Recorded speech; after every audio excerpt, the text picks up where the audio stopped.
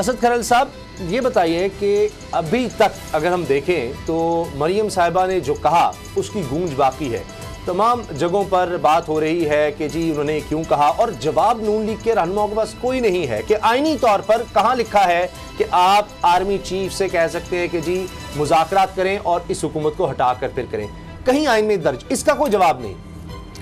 मामला ये है कि उसामा साहब जब से नवाज शरीफ साहब इक़्तिदार से हटे हैं, जब से उनके खिलाफ पनामा केस आया है, उस वक्त से लेकर JAT में पेशियों के दौरान, सुप्रीम कोर्ट में पेशियों के दौरान, नैब में पेशियों के दौरान, जब भी ये बाहर आते थे उस वक्त ये इदारों को टारगेट करते थे। और ज़्यादातर इनका यही बार बार स्टांस होता था कि फ़ौज जो है वो सियासत में मुदाखलत से बाज रहे, वो अपने दायरा कार में रहे, वो आइनी हदूद में रहे, इदारों को अपने आइनी हदूद में रहकर काम करना चाहिए, फ़ौज को सियासत में मुलव्वस नहीं होना चाहिए, अपने आइन का जो दिया हुआ हलफ है उसकी पासदारी करनी चाहिए जी। अभी चंद रोज़ पहले जब गुजरांवाला का जलसा था उसमें भी नवाज शरीफ साहब का बयानिया आपने सुन लिया, फिर उसके बाद क्वेटा जलसा में भी आपने सुना। ताक कर हमले किए जाते हैं आर्मी चीफ के ऊपर, इदारे को मिलाइन करने की कोशिश की जाती है। और जिस तरह इमरान खान ने कल इंटरव्यू में वज़ीर आज़म इमरान खान ने कहा कि भारत के अंदर आप देखें ना, ये ईरान कुन बात है कि इमरान खान जो प्राइम मिनिस्टर पाकिस्तान के, उनको भारत में पोर्ट्रे इस तरह किया जाता है जैसे वो कोई हॉलीवुड जो है, जो बॉलीवुड फिल्म के कोई विलन है, और नवाज शरीफ को बतौर हीरो पेश किया जाता है। तो वो आप इससे अंदाज़ा लगा लें कि दुश्मन मुल्क के अंदर जो आपको चेहरा या जो आपकी शनाख्त होती है, तो अगर दुश्मन मुल्क के अंदर आपको एक हिराटिक आपको किरदार से जाना जाए तो इसका अंदाजा फिर वही होता है कि फिर स्क्रिप्ट जो है कहीं से आता है, अच्छा, कहाँ से आता है। अब मरियम साहबा ने अचानक जो बात की है, जी। मुझे ये बताया, मुसलसल उनकी एक ही बात थी, एक ही गर्दान थी, कराची वाक़ये की बात हो, उससे पहले की बात हो कि जनाब फ़ौज जो है उसको अपने आइनी हदूदों की हूद में रहना चाहिए, छुप छुप के मुलाकातें जो लोग करते हैं वो नहीं होनी चाहिए। उसके बाद अचानक से उन्होंने खुद यू टर्न लिया, उन्होंने कहा जी हम फ़ौज से बात करने के लिए, मुज़ाकरात करने के लिए हम तैयार बैठे हैं। तो ये तो अरसा दराज से आप तैयार बैठे हैं, अरसा दराज से आप अपने मैसेंजर को भेज रहे हैं, कभी मोहम्मद जुबैर को भेजा जाता है, कभी और लोगों को भेजा जाता है। और सवाल ये है कि बाबर डोगर साहब, मैं पढ़ रहा था बहुत से सीनियर सहाफ़ी अंदर की कहानियां लिख रहे हैं कि जी ये मुज़ाकरात चल रहे हैं, पहले फेज़ में उस्मान बुज़दार को हटाया जाएगा, पंजाब में कुछ नया सेटअप हो सकता है, तहरीक दम-ए-इत्तेमाद आएगी, फिर कोई नून लीग बीच में से मिल सकती है, और नेक्स्ट फेज़ में फिर इमरान खान साहब की बारी आएगी। ये कहाँ तक ये साजिशी कहानियां हैं, या कुछ आपको लगता है वाकई कुछ ऐसा हो रहा है और इसीलिए मरीम साहब ने कहा जी ठीक है मुज़ाकरात करते हैं, पहले इनको हटा दें? तो आपको लगता है ऐसा कुछ बन रहा है एस्टेब्लिशमेंट के साथ, कोई ऐसी बात हो रही है, इसकी कोई गुंजाइश है मौजूदा सेटअप में? उसामा साहब, ये ख्वाहिशात हो सकती हैं, ये खुशफहमियाँ तो हो सकती हैं, लेकिन हकीकत से इसका दूर दूर तक कोई ताल्लुक नहीं है। मुझे एक बात बताएं, उस्मान बुज़दार को हटा दिया जाएगा, उसके बाद इमरान खान को हटाया जाएगा। देखिए, हटाने का तरीका आइन में लिखा हुआ है, गैर आइनी चीज़ तो कोई नहीं हो सकती। हाँ, अगर इन्होंने ये हटाना चाहते हैं उस्मान बुज़दार को या इमरान खान को, तो नो कॉन्फिडेंस की मूव लेके आए उनके खिलाफ। एक ही तरीका है प्राइम मिनिस्टर को हटाने का, वो है नो कॉन्फिडेंस। वो आप ले आए, नेशनल असम्बली में ले आए, प्रोविंशियल असम्बली में ले आए और अपना शौक पूरा कर लें। हालात तो इनके ये हैं कि इनकी जहाँ पर अपनी मेजोरिटी थी, जहाँ पर इनकी मेजोरिटी थी, चेयरमैन सेनेट को मेजोरिटी होते हुए ये नहीं हटा सके। अभी फाइनेंस बिल आया नेशनल असम्बली में और पंजाब असम्बली में भी आया, तो वहां पर ये फाइनेंस बिल को पास ना होने देते तो गवर्नमेंट जो है खुद ब खुद गिर जाती। फाइनेंस बिल आसानी से पास हो गया। आपस में इनके जो है वो इख्तलाफात हैं। PMLN ये चाह रही है कि हुकूमत को गिराया जाए और उसके बाद फौरी तौर पर इलेक्शन करवाए जाए।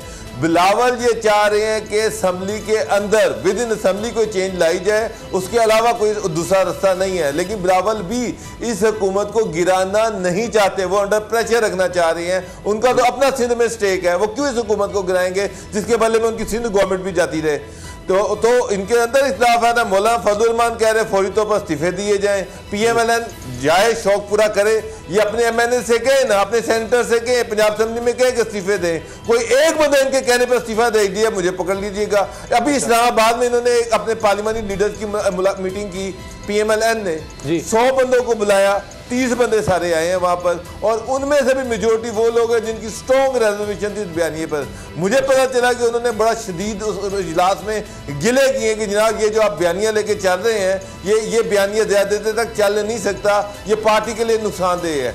यहाँ पर लाहौर में जलसा करना, PMLN के अंदर कोई पैसे देने को तैयार नहीं है, कोई कंट्रीब्यूट करने को तैयार नहीं है। उसामा साहब मरियम फ्रस्ट्रेशन का शिकार है, मायूसी का शिकार है, इसीलिए वो इस तरह की बातें कर रहे हैं। पार्टी में तो उनके खिलाफ बड़ी स्ट्रॉन्ग रिजेंटमेंट है। बिल्कुल, मैं आपको कह रहा हूँ कि पार्टी के अंदर जो लावा पकड़ा वो किस, ये बातें भी लिखी जा रही हैं। हम ख्याल ग्रुप आपके सामने आ जाएगा, सारी तैयारियां हो चुकी हैं। लेकिन ये भी असद कर्नल साहब बातें कही जा रही हैं कि जी काफ लीग नाराज, वो गई नहीं जहराने में। MQM ने अंबार लगा दी शिकायतों के, इस तरह मुस्लिम लीग फंक्शनल ने भी शिकायतें की। अभी जो मुलाकात हुई इत्तेहादियों की वज़ीर आज़म से हाल ही में, और इसके साथ बलूचिस्तान अवामी पार्टी, खुश तो कोई भी नहीं है। तो कोई इस तरह से अगर कोई पीछे कोई इस तरह की एक गेम बना ली जाए तो कुछ भी हो सकता है। पाकिस्तान में माजी में होता रहा है, शायद इस वजह से फिर इस तरह की कहानियां लिखी जा रही हैं। ये अखबारात में लिखा जा रहा है सब कुछ, ये होने वाला है, ये होने वाला है, ये जा रहे हैं। मरियम साहिबा कहती हैं कि इस साल के खत्म होने से पहले ये हुकूमत खत्म हो जाएगी। बिलावल भी ये कहते हैं। उसका कौन सा ऐसा तरीका है जिस तरह ये हुकूमत खत्म हो जाएगी? एक तरफ वो कहती है फौज जो सियासत के अंदर, हुकूमती मामलात के अंदर मुदाखलत न करे, दूसरी तरफ वो कहती है कि हमारे डायलॉग फौज के साथ हम करने के लिए तैयार बैठे हैं, लेकिन शर्त यह है कि हुकूमत पहले फौज को हटाए, यानी फौज हुकूमत को हटाए और फिर हमें लाया जाए। यानी बेसिकली उसका मतलब यही है कि फौज को एक तरफ कह रहे हैं कि आप दूर रहें मामला से, दूसरी तरफ आप खुद इनविटेशन उनको दे रहे हैं, आप उनको बुला रहे हैं कि जनाब आके मुदाखलत करें। यानी आपको फौज अगर लायक कदमों पे बिठा के इत्तेहादी आपके वालिद अगर इनको अलहदा कर दिया जाए तहरीक इंसाफ से, तो फिर तो तहरीक बनाया जाए तो फिर तो फौज ठीक है। लेकिन अगर एक न्यूट्रल अंपायर का किरदार अदा करे फौज, और जो जिसका मैंडेट है उसको वो आपके साथ वो ना खड़ी हो, न्यूट्रल अंपायर के तौर पर वो किरदार अदा करे, वो आपको जुबैर साहब को ही तो पैगाम दिया गया है। जुबैर साहब को ही तो दो बातें ये तो नवाज शरीफ साहब जब से सियासत में आए, आप देखें हमेशा न्यूट्रल अंपायर वो खड़ा करके मैच खेलते थे, फील्डिंग उन्होंने कभी की नहीं थी, हमेशा वो बैटिंग करके चले जाते थे। एक अंपायर जो होता था वो DIG होता था और एक कमिश्नर होता था, तो वो जब वो आउट होते थे वो नो बॉल दे देते थे। तो लिहाजा मामला ये उन अंपायर जो थे उनको प्रमोशनें भी होती थी, वो उनके ब्लू आइड भी थे, और आज तक उसमें एक अंपायर जो है आज भी वो सेनेटर है, रिटायरमेंट के बाद भी उसको कई ओहदे मिले। तो मामला ये है कि ये इस तरह के आदी हैं। अब मरियम साहिबा ये जो अचानक यू टर्न लिया, आपको पता है वजह क्या है? अभी जो डोगर साहब बात कर रहे थे कि 125 के करीब लोगों को जो अरकान असम्बली को सेंटर को बुलाया मरियम साहिबा ने, तो उसमें से भी 25-30 जो है मुश्किल वो भी शामिल हो, और उन्होंने भी अपनी रिजर्वेशन का इजहार किया। वो इसलिए वो यू टर्न ले रही है कि उनको पता है कि ये जो अगले इजलास में शायद ये 25-30 भी ना आए 125 में से। मामला जो है चंदा इकट्ठा करने की डोगर साहब ने आपको पूरी कहानी बता दी कि 250-300 लोगों में सिर्फ 12-14 बंदों ने पैसे दिए, उनमें से भी जो बड़े बड़े लीडरान है, सेक्रेटरी जनरल जैसे पार्टी के एहसन इकबाल जैसे ने भी 500 लाख में से 2 लाख दिया, तो राना सनाउल्लाह और चंद लोगों ने 10-12 लोगों ने 5 लाख रुपया दिया। तो मामला ये हालत हो चुकी है कि मरियम साहबा को ये अदराक हो गया है कि लोग इनके बयानी के साथ चलने को तैयार नहीं है। इसी वजह से उन्होंने यू टर्न मारा और उन्होंने कहा जी बिल्कुल हमें तो यानी फौज हमारी अपनी है, हम उनके साथ मुज़ाकरत करने के लिए तैयार हैं। तो ये इसका मतलब ये है कि उनको इस चीज़ का अब ये अंदाज़ा हो गया है। गिलगित बल्तिस्तान की जो इलेक्शन कैंपेन के दौरान भी अब देखें ना, बिलावल साहब ने शोर मचाना शुरू कर दिया है कि जनाब हमारे साथ धांधली हो रही है। अचानक से मुझे बताएं, उनको ख्वाब आना शुरू हो गए हैं, यानी धांधली किस तरह हो रही है उसका कोई एविडेंस होता है, कोई ऐसा कोई इंडिकेशंस होती है। जब उनको ये पता लगा है कि सीटें हमारी कम होंगी या ज्यादा जो सर्वे वो नहीं है इस तरह, तो अब सर्वे भी आया। सर्वे जो किसने करवाया, ये कोई हुकूमती पार्टियां तो है, इंडिपेंडेंट सर्वे। अच्छा मुझे बताएं बाबर डोगर साहब कि ये कोई पॉसिबिलिटी नहीं है जिस पर अपोजिशन देख रही है, सोच रही है कि जिस तरह धरना हुआ, जब तहरीक इंसाफ ने धरना दिया था तो फिर नवाज शरीफ साहब ने कहा और राहिल शरीफ साहब बीच में आए और फिर आपको पता है कि मुलाकात हुई और वो सारा कुछ, तो इस दफा भी वो उसी तरह का दबाव है एक तरह का कि जी लॉन्ग मार्च और हम कुछ करेंगे। तो क्या कोई पॉसिबिलिटी आपको नजर आती है कि इमरान खान साहब कहें बीच में कि अच्छा चलें जी, ये कह रहे हैं आपसे मुज़ाकरात के लिए, तो आर्मी चीफ जो है वो आए बीच में, कोई इसका रास्ता निकालें, या कोई इसकी पॉसिबिलिटी नजर आ रही? क्योंकि वो जुबैर साहब को तो पैगाम यही गया था कि कानूनी मामला अदालत में, सियासी मामला पार्लियामेंट में। जनाब मैं कोई गवर्नमेंट तोड़ दूंगा या हुकूमत तोड़ दूंगा या आपको कोई रास्ता दे दूंगा कि आप हुकूमत में आ जाएं, उस वक्त तो सिचुएशन को नॉर्मल करने के लिए फौज ने अपना रोल प्ले किया कि ठीक है इन ए टू सिविलियन गवर्नमेंट कि जी आपकी मदद कर देते हैं हम एज अ स्टेट ऑर्गन। उन्होंने इनसे बात की, इनसे कोई यकीन दहानी नहीं कराई, कुछ नहीं करवाया। यहाँ पर मरियम जो है वो डिफरेंट बात कर रही हैं। वो कह रही हैं कि फ़ौज हमसे मुज़ाकरात करे, मुज़ाकरात करने से पहले इस हुकूमत को तोड़ दे। मगर फ़ौज हुकूमत को क्यों तोड़ दे, किस वजह से, और फ़ौज के पास कौन सा ऐसा अख्तियार है कि वो हुकूमत को तोड़ दे, कौन सा ऐसा आईनी इख्तियार है कि वो हुकूमत को तोड़ दे। मुझे तो कुछ समझ नहीं आ रही। आज उन्होंने कहा जी हुकूमत के पीछे से फ़ौज हट जाए, तो हम ये चाह रहे हैं कि अदारे हुकूमत के बैक से हट जाएँ।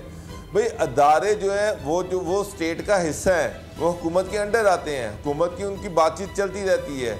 मुझे ये बताएं, या तो कोई एविडेंस दें या कोई हमें भी समझाएं कि किस तरह से ये गवर्नमेंट जो है वो अदारों के सर पर खड़ी हुई है। अदारे पीछे हट जाए तो ये गवर्नमेंट गिर जाएगी।